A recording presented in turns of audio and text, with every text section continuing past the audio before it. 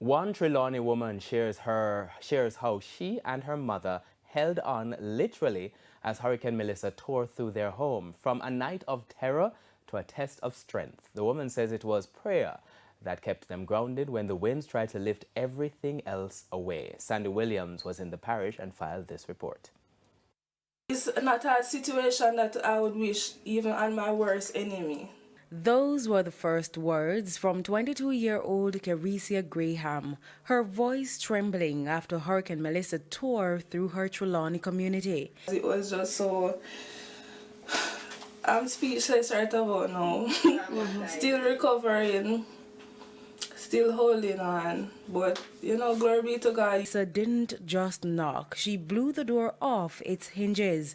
Carecia was asleep when the hurricane turned the two-bedroom house she shared with her mother into a wind tunnel. My mother wake me up and say, come in and see a piece of roof that blow off. And when I go, I think, I say, that never serious. But then the roof gone, and then the breeze start get so rough and it start push again, so the entire ceiling just come down, just cave in, and then it still did go rough and it blew off all eyes in across the kitchen, so we did have to take refuge in a bathroom.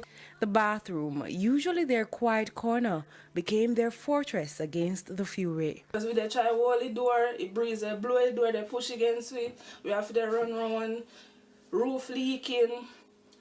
It is rough. With nowhere else to turn, mother and daughter did the only thing they could: pray. I was just praying to God that me and my mother can come out on the safer side, because if the entire house did blow away, we wouldn't have nowhere to go, because by then night had come down, we couldn't see anything, so we really just did a panic, I was confused. My mother was praying, I was trying to be strong for her, and yeah, that was basically it. God is good. When morning came, the full picture of Melissa's wrath was clear. The roof gone, the ceiling shredded, furniture soaked beyond saving, mattresses dragged outside to dry in the sun as the family tried to salvage what little remained. My mother, I can see that she's stressed, but she's trying to be strong for me and my sister, because my sister is here now. And vice versa, we're just trying to be each other's shoulder to cry and lean on in these rough times. Before the hurricane, clothes and documents were sealed away in plastic bags. But as for the furniture, everything will need to be repaired.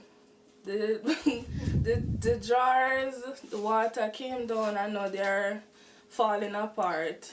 I'm not sure what material made the dressers and stuff like that, but because of the water, everything is just falling apart. So sooner or later, we'll have to remove all those items in there. And well, we're not sure what we're going to do with that.